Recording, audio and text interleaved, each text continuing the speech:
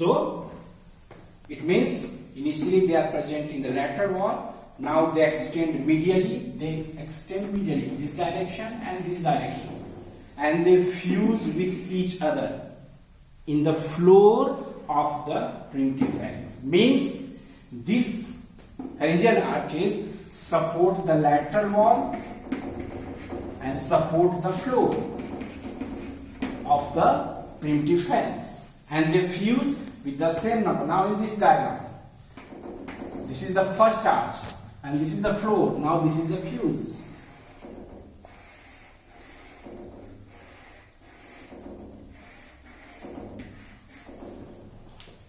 So these are the pharyngeal arches.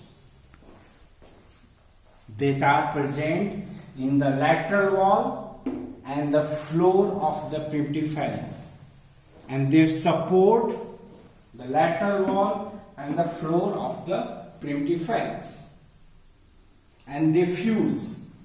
One point, the same number. First is fused with the first, not that first is fused with the second. No, same number fuse in the midline on the floor of the primitive pharynx. So finally, what are the pharyngeal arches?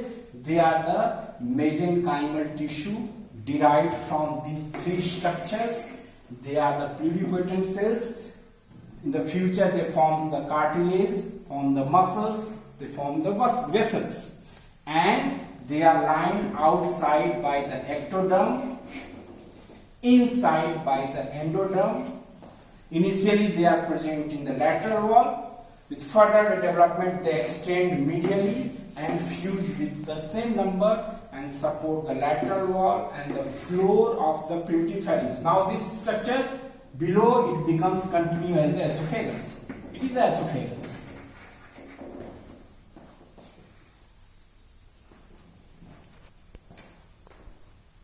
Now, as a result of the fusion of the pharyngeal arches, they becomes the horseshoe shape, because they are present in the pairs. When the one pair fuse with each other, they becomes the horseshoe shape, and the dorsal end of these arches are higher than the ventral end. They are obliquely placed. So ultimately they becomes the horseshoe shape. Now another term, it is the pharyngeal cleft or groove. Now we see on the surface ectoderm, this surface ectoderm, blue lining. As a result of the formation of the pharyngeal arches, first there is no pharyngeal arch, no thickening. This surface ectoderm is smooth. Now, as a result of formation of the pharyngeal arches, pharyngeal bars, this smooth surface becomes irregular. Now, there is a depression between the two adjacent arch. For example, this is the first pharyngeal arch and this is the second pharyngeal arch. Now between the first and the second, there is a depression on the surface ectoderm, and this depression or groove is known as the pharyngeal cleft. This is the first cleft, second, third and the fourth. So these clefts are basically the ectodermal structures. These are nothing but the depression between the two adjacent arch. They are 4 in number and they are present between the adjacent arch. For example, the first cleft is present between the first and the second arch. The second cleft is present between the second and the third. The third cleft or groove is present between the third and the fourth arch. And the fourth cleft is present between the fourth and the sixth arch. So this is the pharyngeal cleft, or it is the pharyngeal arch. This is structures. Now this is the pharyngeal cleft or the groove.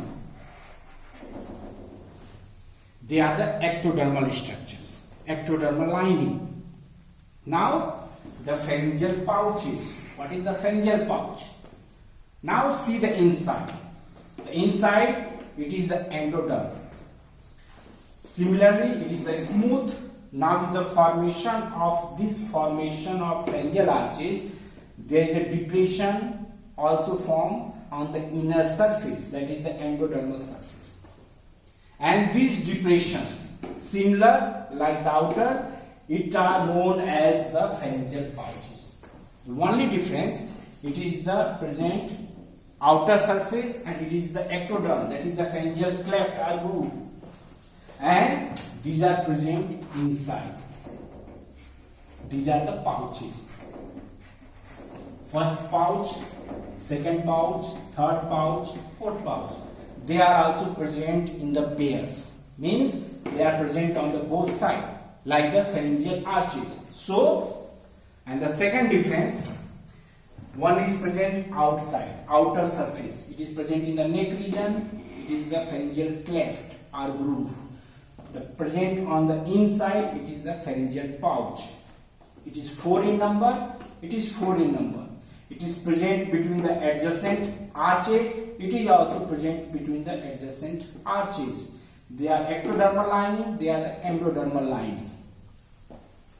The first pouch is present between the first and the second arch on the inside, while the first cleft or groove is present between the first and the second arch outer side. Now, another term, it is the pharyngeal membrane. Now see, between two arches, for example, it is the fourth and the sixth arch. This blue layer, it is the ectoderm, and the yellow layer, it represents the endoderm. Now we see between two arches, this ectoderm and the endoderm comes close to each other, this layer. And these two layers combinedly known as the pharyngeal membrane. Initially, there is only ectoderm and the endoderm layer is present. There is no mesoderm. But with further development, some part of the mesenchymal tissue extend between these two layers. So, this is the pharyngeal membrane. It is also 4 in numbers. First, second, third, fourth. Now it should be clear. The pharyngeal arch, it is the mesenchymal tissue. There are 5 pairs in number in the human beings. First, second, third, fourth and the sixth. There is no 5th arch. It is the mesodermal tissue. Mesodermal. Now, pharyngeal cleft, it is present outside the pharyngeal arch. It is the ectodermal depression between the individual arch. Pharyngeal pouches, it is the endodermal depression between the adjacent arch. And when the two membranes come close to each other, these membranes are known as the pharyngeal membrane. It should be clear. It is the membrane, not the depression. Depression is the cleft on the outer side and the inside in the pouch. And these two membranes, it is the pharyngeal membrane, that are also 4 in numbers. So, it is about the pharyngeal arches. What is the pharyngeal cleft or groove? What is the pharyngeal pouches? And what is the pharyngeal membrane in this diagram? And these combined structures, it is the pharyngeal apparatus, and they form the important structures in the head and the neck region. See this diagram. From beginning, this is the brain, developing brain, and this is the pericardial cavity. This region arrow is stomodium. Now see these pharyngeal arches. The first pharyngeal arch, these are the two combinedly known as this is the mandibular arch. We will discuss later on. This is the first arch. It has the two prominence, that is the maxillary prominence and the mandibular prominence. So combined it is the first arch. This is the second, third and the fourth arch. Now this is the outer surface. It is the surface ectoderm. Between these arches, it is the pharyngeal cleft or groove. We see these are the cleft. And the same on the inside, it is the pharyngeal pouches. Now in this diagram, this is the front view. In the front view, we see this is the oropharyngeal buccopharyngeal membrane now begins to degenerate, disappear. So this is the stomodium. Primitive mouth communicates outside. Outside is the amniotic cavity. And this is the formation of the face. This is the bulging. It is the frontonasal process. It will discuss in the development of the face. It is the formation of the face of the embryo. Now these bulgings, these are the pharyngeal arches. The first arch we will discuss later on. It has the two prominence. The upper one, it is the maxillary process, and the lower one, it is the mandibular process. Then this is the second arch, third arch. The first, second, third arch clearly visible externally. So this is the formation of these pharyngeal arches.